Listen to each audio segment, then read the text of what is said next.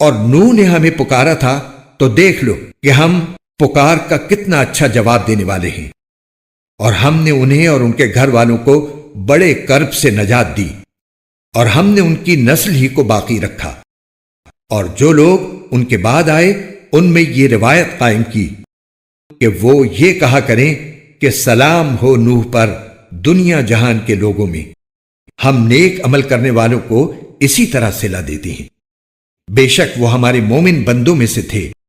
پھر ہم نے دوسرے لوگوں کو پانی میں غرق کر دیا، اور انہی کے طریقے پر چلنے والوں میں یقیناً ابراہیم بھی تھے، جب وہ اپنے پروردگار کے پاس صاف ستھرا دل لے کر آئے۔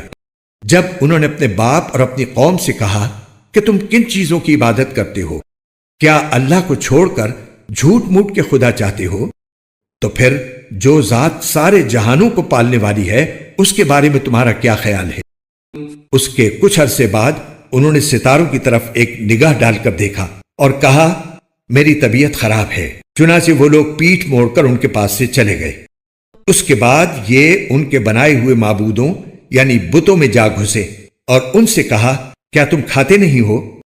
تمہیں کیا ہو گیا ہے کہ تم بولتے نہیں؟ پھر وہ پوری قوت سے مارتے ہوئے ان بتوں پر پل پڑے۔ اس پر ان کی قوم کے لوگ ان کے پاس دوڑے ہوئے آئے۔ ابراہیم نے کہا کیا تم ان بتوں کو پوجتے ہو جنہیں خود تراشتے ہو، حالانکہ اللہ نے تمہیں بھی پیدا کیا ہے اور جو کچھ تم بناتے ہو اس کو بھی۔ ان لوگوں نے کہا ابراہیم کے لیے ایک عمارت بناؤ اور اسے دہکتی ہوئی آگ میں پھینک دو۔ اس طرح انہوں نے ابراہیم کے خلاف ایک برا منصوبہ بنانا چاہا، لیکن ہم نے انہیں نیچا دکھا دیا۔ اور ابراہیم نے کہا میں اپنے رب کے پاس جا رہا ہوں، وہی میری رہنمائی فرمائے گا۔ میرے پروردگار مجھے ایک ایسا بیٹا دے دے جو نیک لوگوں میں سے ہو۔ چنانچہ ہم نے انہیں ایک بردبار لڑکے کی خوشخبری دی۔ پھر جب وہ لڑکا ابراہیم کے ساتھ چلنے پھرنے کے قابل ہو گیا تو انہوں نے کہا بیٹے میں خواب میں دیکھتا ہوں کہ تمہیں ذبح کر رہا ہوں، اب سوچ کر بتاؤ تمہاری کیا رائے ہے؟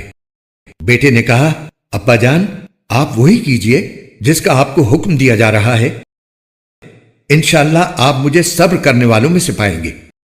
چنانچہ وہ عجیب منظر تھا جب دونوں نے سر جھکا دیا اور باپ نے بیٹے کو پیشانی کے بل گرایا، اور ہم نے انہیں آواز دی کہ اے ابراہیم تم نے خواب کو سچ کر دکھایا، یقیناً ہم نیکی کرنے والوں کو اسی طرح صلہ دیتی ہیں۔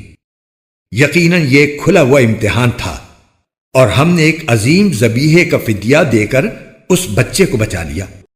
اور جو لوگ ان کے بعد آئے ان میں یہ روایت قائم کی کہ وہ یہ کہا کریں کہ سلام ہو ابراہیم پر، ہم نیکی کرنے والوں کو اسی طرح صلہ دیتی ہیں۔